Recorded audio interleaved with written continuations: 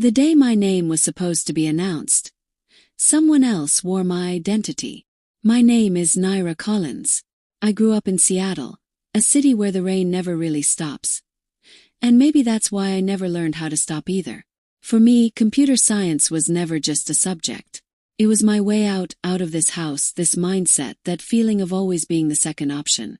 In my family, there was always a comparison, me and Kevin. Kevin, my older brother. He was the future of the house. His mistakes were called a phase. And my hard work was called expected. You'll handle it, Naira. I've heard that line from my father, Edward Collins, so many times that it's permanently engraved somewhere inside me. My mom, Martha, was never against me, but she never stood up for me either. Her silence sometimes felt louder than words. Maybe that's why I never shared my dreams with anyone. This was my personal mission. When I applied for that international scholarship, I knew it wouldn't be easy. Thousands of applicants, tough interviews, endless competition. But one thing was clear in my mind. This wasn't just an opportunity. It was my exit. An exit from a place where I always had to adjust. On the day of the results, I was alone in my room. My laptop was open, and I kept refreshing my inbox again and again. My fingers were on the keyboard. But I wasn't typing anything, just waiting. Then a notification appeared. My heart stopped for a second. I opened the email. Congratulations, Naira Collins. You have been selected. Froze. I read the screen twice. Then a third time. And suddenly, I laughed. I did it, I whispered. Tears filled my eyes. This was the moment I had worked for. Years of late nights, pressure, loneliness. Everything was worth it. Boston. I was going to Boston. I ran downstairs, my heart racing so fast I felt like everyone could hear it. Dad, I said, I got selected. I got the scholarship. Edward was sitting on the couch. He looked at me, but there was no emotion on his face. He said. Stop. That's it. I looked at my mom. Martha glanced at me. Then quickly looked away. There were tears in her eyes. But they weren't tears of happiness. Something inside me felt empty. Where's Kevin? Yes. Second of silence. He went out, Dad said. But his voice wasn't steady. Something was wrong. Very wrong. That night there was no celebration. No cake. No dinner. No excitement. Just a strange silence. Slowly eating me from the inside. I went back to my room.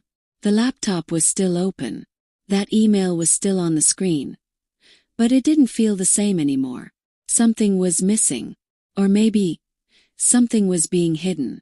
I casually opened the university portal, just to check the details. Login page. I entered my password. I tried again. Third time.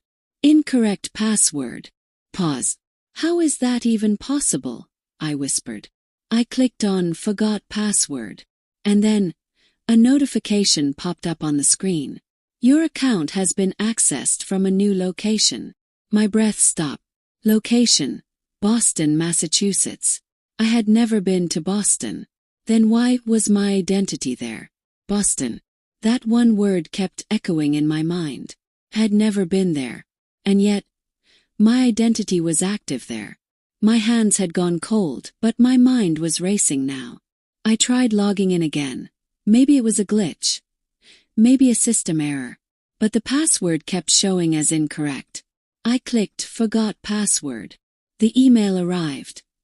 But just as I was about to proceed, another notification flashed. Your recovery details have been updated successfully. Froze. This wasn't just a login. Someone had taken full control. My fingers slowly moved away from the keyboard. This wasn't panic anymore. This was something else. Suspicion. I stood up and walked out of my room without thinking.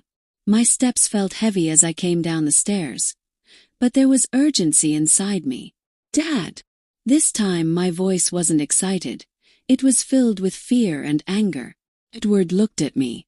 Same calm face, like nothing had happened. My account's been hacked, I said quickly. It's been accessed from Boston, the passwords changed, recovery details too. A few seconds of silence. Then he said casually, "Relax, Naira. It's probably a system glitch." Glitch. This time I saw it clearly. He wasn't even looking me in the eyes. "Where's Kevin?" asked directly. My mom stiffened. "He went out," she said softly. "Where?" No answer. Something clicked inside me. I took out my phone and called Kevin. Switched off. I opened WhatsApp. Last seen yesterday. Yesterday. The same day I got the scholarship. Now the pieces were coming together. And the picture they formed was something I didn't want to accept. I slowly looked at my father. "Tell me the truth." My voice was steady now. "Is Kevin in Boston?" Silence filled the room. My mom's eyes filled with tears. She looked at me, like she wanted to say something, but the words got stuck. And that silence said everything. "You," my voice trembled. "You sent him in my place?" Edward took a deep breath. "Listen, Naira." "No," shouted. "Just say yes or no." He looked at me for a few seconds, then said without any emotion, "Yes." Just one word. But it broke everything inside me. "Kevin is in Boston. Under your scholarship." Noise filled my ears. "How could you do this?" My voice cracked. "This is fraud. It's my identity. My dream." "Calm down," he raised his voice. "Kevin needs this chance more. You can apply again." I stared at him for a few seconds. Then suddenly, I laughed. But it wasn't laughter. "Again," I said softly. "You think this is a test I can just retake?" My mom was crying now. "I tried to stop it," she whispered. But you didn't," I cut her off. The air in the room felt heavy. In my own house, my own identity had been taken from me. And the worst part, it wasn't a stranger. It was my own family. I slowly stepped back, leaning against the wall. Something inside me was changing. The tears were drying. The pain was turning cold. And in its place, anger. I looked at my father one last time. "Fine," I said quietly. "What you've done isn't over." He tried to say something, but I wasn't listening anymore. I turned and walked back to my room. This time, I wasn't broken. I had changed. The laptop was still open. Boston, still glowing on the screen. I whispered to myself, "If my identity is there, then I'll go there too." There were no tears in my eyes now. Just a plan. And this time, I wasn't going to take anything from anyone. I was going to take back what was mine. That night, I didn't sleep. It wasn't even that I couldn't sleep. It felt like sleep didn't exist inside me anymore. I was sitting in front of my laptop. Same screen, same Boston. But this time I wasn't looking at it. I was analyzing it. Emotion was gone. Now there was only logic. If someone has taken my identity, there have to be traces somewhere. I opened my old emails first. Application drafts. Submission confirmations. Timestamps. Every small detail mattered now. I opened the original version of my personal statement, the one I had actually submitted. Then I remembered. Right before submission I had made a small change. One specific line. Something only I would remember. I whispered to myself, "If he's really there as me, he won't be able to explain this." For the first time, I felt a sense of control. I didn't contact the university immediately. That would be risky. If I went without proof, I would be the one who looked suspicious. So I made a plan. Step by step. First, digital trail. I tried accessing my old login records. Most of it was locked. But I remembered enabling an external backup once. Cloud logs. Pulled the login history. Paddle. And then, Boston. Exact date. The same day the result came out. That meant, my identity had been transferred that very day. There was no doubt now. This was planned. And my own family was part of it. My hands paused for a second, but this time, I didn't break. I took a deep breath and moved forward. Next step, secure the evidence. I compiled everything. Original essays, draft versions, email trails, timestamps. Then I created a separate folder. Named it Proof. If I ever had to present everything at once, I wanted every answer ready. But something was still missing. Direct confrontation proof. I needed to prove that the Naira Collins in Boston wasn't me. And for that, had to go there. Boston. The same city where someone else was living my life. The anger came back. But this time, it wasn't uncontrolled. It was focused. I opened flight options. Earliest ticket. Next morning. I booked it without hesitation. Confirmation popped up on my phone. There was no turning back now. Then, another idea came to me. If I could get support from inside the system, the case would be stronger. I opened the university website, faculty list, admissions department, and then I saw a name. Professor Liam Hayes, head of admissions. If anyone needed to see the truth, it was him. I quickly drafted an anonymous email. Subject, identity fraud. Urgent. Short. Precise. Someone is attending your university under my identity. I have proof. I paused for a few seconds before sending it. This was risky. If it went wrong, everything was over. But if it worked, the entire game would change. I hit send. Now everything was in motion. Flight book. Proof ready. Contact initiated. I looked around my room one last time. This was the place where I built my dreams. And where they were taken from me. But now, I was going to take them back. I whispered. This time, I'm not going to cry. I'm going to prove it. The next morning, I was on a flight from Seattle to Boston. Clouds outside the window, but clarity inside me. Because now I knew. This wasn't just about my dream. This was about my identity. Boston. The moment I stepped out, there was a strange silence inside me. This was the city where I was supposed to be. But right now, someone else was living my life here. I left the airport and went straight to the campus. Every building, every corridor, every student, it all felt like it belonged to me. But the truth was, I was the outsider here, and someone else was inside as me. My phone buzzed. Professor Liam Hayes. He had replied. Meet me. 11 a.m. Administration office. Short. Direct. No time to waste. I reached the campus. With every step my heartbeat got faster. And then, I saw him. Kevin. Standing in the middle of campus. Laughing. Talking with a group. Using my name. My documents. My dream. For a second, everything blurred. I wanted to walk up to him. Grab him. Expose everything right there. But I stopped myself. This wasn't emotional. This was strategy. I quietly walked toward the administration building. 11 a.m. I was sitting in front of Professor Hayes. He looked at me carefully. Prove it, he said. No sympathy. No doubt. Just a demand. Proof. I opened my laptop. One by one. I placed everything in front of him. Original drafts. Timestamps. Submission history. He examined everything closely. I could see the interest building in his eyes. Interesting, he said softly. But this is circumstantial. I need a direct mismatch. He nodded. You'll get it. He picked up the phone immediately. Send Naira Collins to my office.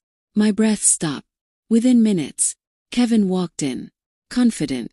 But the moment he saw me, his face froze. Silence filled the room. Sit down, Professor Hayes said. Kevin tried to compose himself. But the fear in his eyes was clear. Simple verification, the professor said. He started asking questions. Application details. Project explanation. Personal statement. First, Kevin sounded confident. But slowly, he started slipping. Can you explain this line? The professor asked. The same line. The one I had added at the last moment. Kevin went silent. He looked at me. Panic in his eyes. Answer, the professor said firmly. I don't remember exactly. The game was starting to break. I watched quietly. Every second. My anger was turning into something colder, controlled. Then Kevin's phone rang. The name flashed. Professor looked at it. Pick it up. Kevin hesitated, then answered. Handle it carefully. A voice came through. Edward Collins. The room went completely silent. Professor Hayes slowly looked at me. Now everything was clear. But the final blow was still left. He turned back to me. Last chance. Do you have something undeniable? I lifted my head slowly. A faint smile appeared on my lips. Yes, I said. Now it's time. A file opened on my laptop. A file. Could end everything. Or prove everything. I turned the screen toward him. And pressed play. The room was silent. But in the next few seconds, everything was about to change. The room was silent. My hands were steady. But what was inside that file could shake everything. Press play. A video appeared on the screen. It was my original submission recording. The final interview clip I had submitted for the scholarship. My voice. My face. My explanation. Everything was crystal clear. But the real twist was still coming. Midway through the video. Paused it. Now look closely, I said to Professor Hayes. He opened a second clip. It was the same interview. But from the system's auto-record backup. This time the details were different. Timestamp mismatch. Different IP location. And the biggest proof. Facial recognition data. The system clearly showed it. The Naira Collins, giving the interview from Boston, was not me. For a few seconds, the room went completely silent. Professor Hayes' eyes were fixed on the screen. Kevin's breathing had become heavy. Me. For the first time, I was calm. This is impossible, Kevin muttered. No, I said quietly. This is the truth. Professor Hayes slowly leaned back in his chair. Mr. Collins, he said, looking at Kevin. Do you want to explain this? Kevin had no answer. His confidence, his attitude, everything was gone. Dad said it would work, he whispered. That was it. The final collapse. Professor Hayes immediately called security. Escort him out. Kevin looked at me one last time. There was no guilt in his eyes, just defeat. And for the first time, I didn't feel anger toward him. 'Cause now, he didn't matter anymore. A few moments later, Professor Hayes turned to me. Miss Collins, he said. I apologize. This is a serious violation. I simply nodded. There was no explosion inside me anymore. Just a deep, quiet stillness. Your scholarship, he continued, will be reinstated immediately. Hearing that, I closed my eyes for a second. This was the moment. The one I had come all this way for. But the story didn't end there. A few days later, the university released an official statement. The case went public. Fraud. Identity theft. Everything was exposed. Edward Collins, my own father, became part of a legal investigation. His name, his reputation, everything was under scrutiny. My mom called me. Her voice was shaking. I'm sorry, she said. I stayed silent for a few seconds. Then I said quietly, you should have spoken earlier. On the other end, there was only the sound of her crying. I didn't hang up. But I didn't say anything else either. 'Cause some things no longer needed to be said. Today, I stand on that same campus. The same buildings. The same paths. But this time, I'm not an outsider. This is my place. I didn't just take my dream back. I took my identity back. I looked up at the sky and whispered to myself. They stole my dream, but not my identity. Smiled. And now, I have both. This story doesn't really end here. Because the truth is, there comes a moment in everyone's life when they have to stand up for their identity. If you've ever felt like someone took what you earned, what you deserved, then write "I deserve better" below. And if stories like this stay with you, stay with me, because the next one might change the way you think.